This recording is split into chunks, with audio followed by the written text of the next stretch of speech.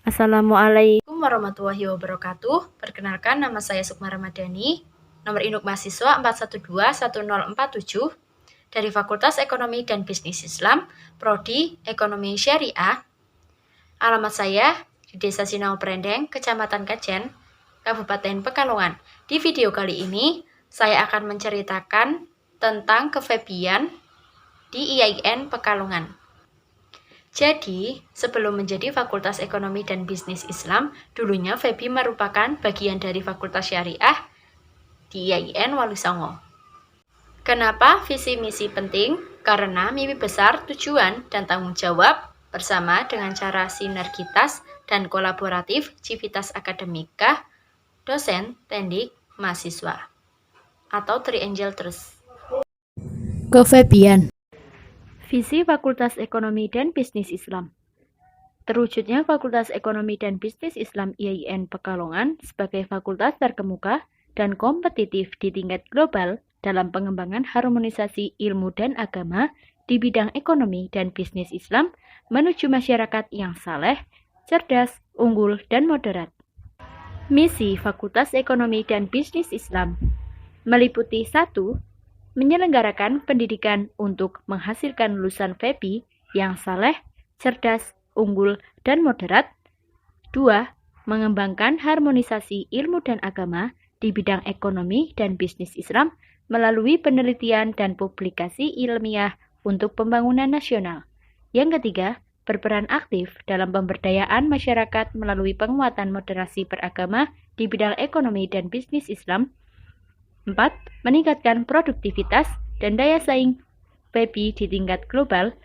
Dan yang kelima, menyelenggarakan tata kelola kelembagaan secara profesional, transparan, akuntabel, adil, dan bertanggung jawab. Profil dari Fakultas Ekonomi dan Bisnis Islam meliputi beragam suku, lintas provinsi, dan lintas negara, bersih, tidak terpapar narkoba, dan isu radikalisme, berprestasi di tingkat lokal, nasional, maupun internasional. Ada 3 Fakultas Ekonomi dan Bisnis Islam di IAIN Pekalongan, yaitu Ekonomi Syariah, Perbankan Syariah, dan Akuntansi Syariah. Mahasiswa Fakultas Ekonomi dan Bisnis Islam totalnya yaitu 496, dari Ekonomi Syariah 193 mahasiswa, Akuntansi Syariah 144 mahasiswa, dan Perbankan Syariah 159 mahasiswa. SKS atau Satuan Kredit Semester Fakultas Ekonomi dan Bisnis Islam berbobot 140 sampai 160 SKS atau uang kuliah tunggal. Dibayarkan tiap awal semester. UKT masuk ke kas negara melalui rekening institut. Bisa digunakan jika disetujui oleh Kementerian Keuangan. UKT juga digunakan untuk keperluan praktikum, KKN, KKL, PPL, ujian, wisuda, dan kegiatan organisasi kemahasiswaan. Gedung FEB IAIN Pekalongan terdiri dari 3 bagian, yaitu bagian tengah atau yang sering disebut dengan Giant Bridge, sayap utara, dan sayap selatan.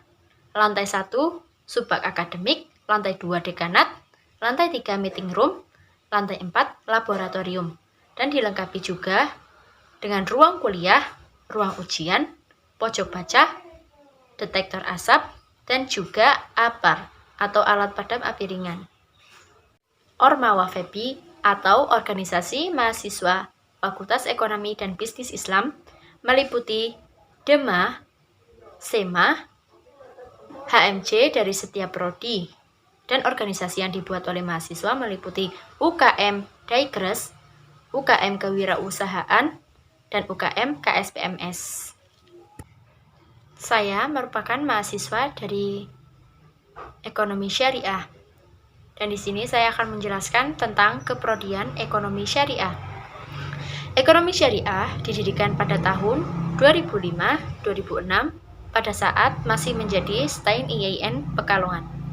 Program studi Ekonomi Syariah merupakan salah satu program studi yang berada di Fakultas Ekonomi dan Bisnis Islam di IAIN Pekalongan.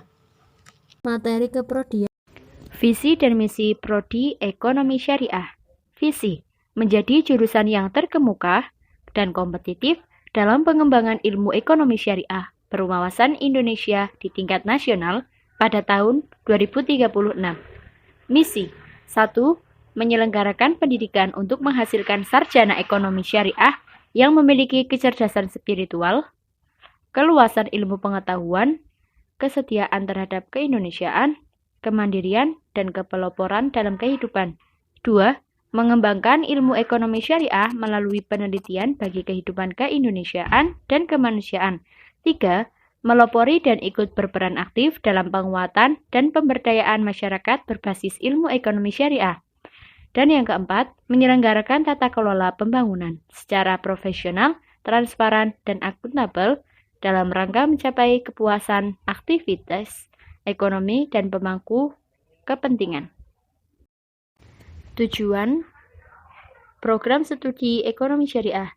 Yang pertama, menghasilkan sarjana ekonomi syariah yang memiliki kecerdasan spiritual, keluasan ilmu pengetahuan, kesetiaan terhadap keindonesiaan, kemandirian, dan kepeloporan dalam kehidupan.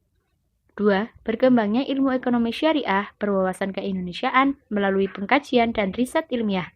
3. Terbentuknya masyarakat yang kuat dan berdaya saing dalam kehidupan berbangsa dan bernegara, berbisnis ilmu ekonomi syariah.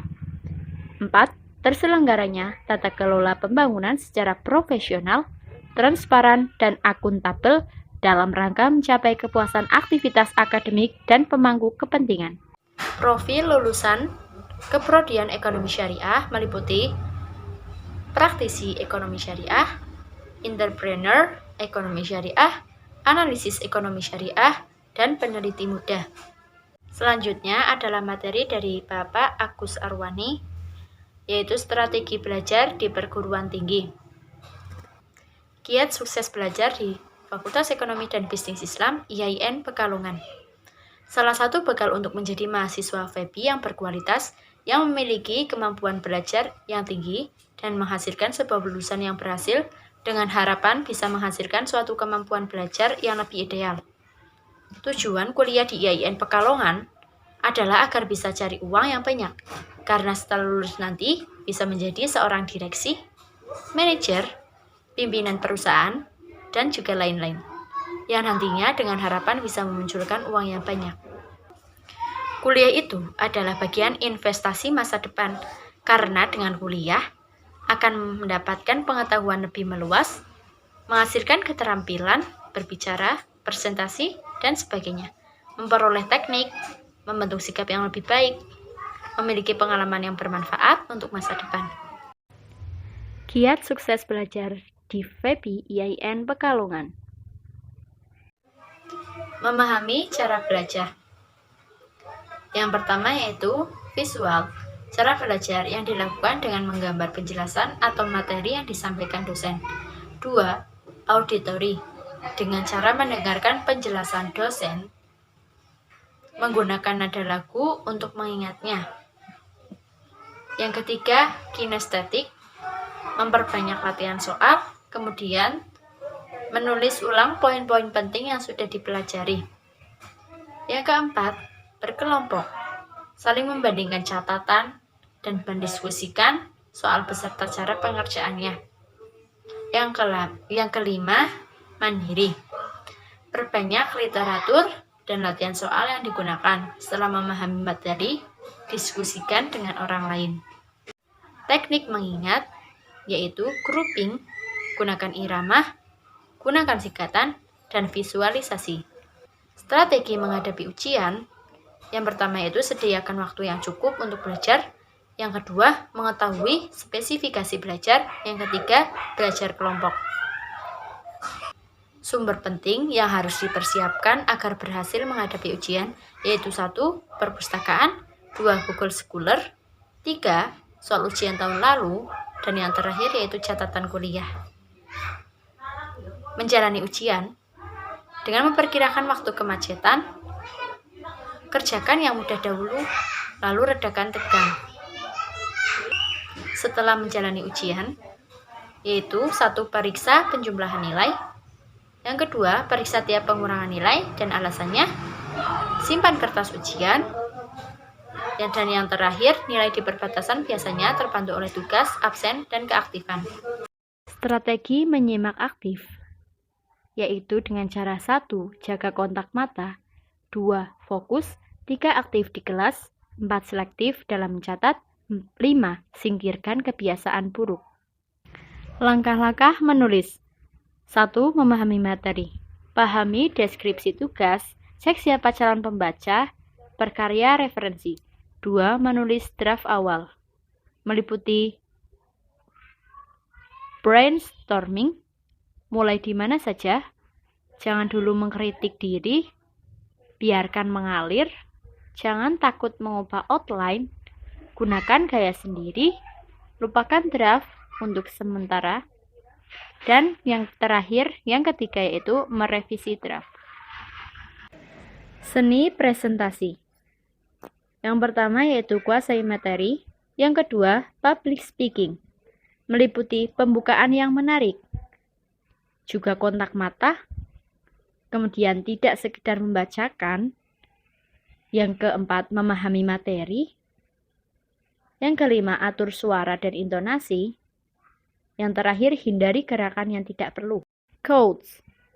Jadilah orang yang tangguh, efektif, dan produktif, maka amalkanlah ilmu mulai saat ini juga. Materi kedua yaitu kiat menulis karya ilmiah yang disampaikan oleh Bapak Wat Ismanto. Menulis adalah menyajikan sebuah informasi, menyampaikan sebuah kebenaran. Sumber dan cara memperoleh kebenaran. Yang pertama yaitu animisme dan dinamisme atau kepercayaan. 2. Berpikir logis dan filosofis atau mendalam. Yang ketiga, agama dan kitab suci atau religion. 4. Trial dan error atau uji coba. Yang kelima, tokoh berotoritas, misalnya kiai. Dan yang keenam, penelitian. Bentuk-bentuk karya tulis. Ada makalah atau tugas kuliah. Makalah ini tidak dipublikasikan. Yang kedua ada artikel. Yang ketiga adalah skripsi. Biasanya program sarjana SA. Yang keempat ada tesis untuk program magister. Dan yang kelima ada disertasi atau program doktor. Perbedaan skripsi dan disertasi. Skripsi itu mengapresiasikan teori, sedangkan disertasi yaitu mengembangkan teori. 3 teknik cara menulis yang baik. Yang pertama quote atau mengetik, 2 paraphrase atau mengutip tulisan orang lain dan diganti dengan menggunakan kalimat sendiri. Yang ketiga adalah summarize atau meringkas. Cara membuat paragraf yang baik.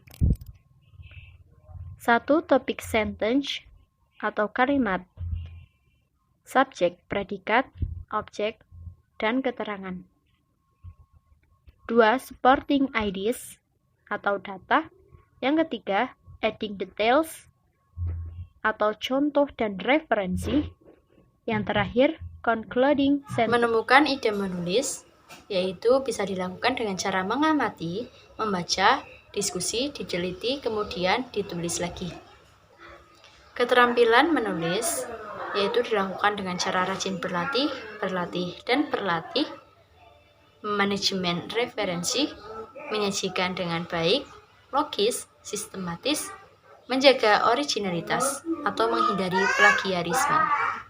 Dan materi yang terakhir yang disampaikan oleh Ibu Susminingsih yaitu etika mahasiswa. Awal keberhasilan seseorang salah satunya ditentukan kemampuan kita dalam berkomunikasi. Kemampuan kita berkomunikasi juga ditentukan oleh pengetahuan kita tentang bagaimana caranya untuk bisa menjalin komunikasi yang baik dengan lingkungan kita. Cara membangun sikap dan perilaku kepada semua mahasiswa agar nanti dalam menjalani perkuliahan tidak ada kendala. Teknis berkomunikasi ini penting sekali. karena kita butuh berkomunikasi dengan sesama mahasiswa. Begitu juga kita berkomunikasi dengan dosen. Ini juga sangat penting. Sebagus apapun nilai kita ketika tidak bisa berkomunikasi dengan baik pada semua dosen, itu tentu akan membuat citra yang kurang bagus untuk kita. Kita bisa dianggap kurang ajar atau tidak memiliki sopan santun. Berikutnya adalah busana. Kita harus bisa menyesuaikan cara berbusana kita. Jangan sampai kita ini dianggap orang aneh.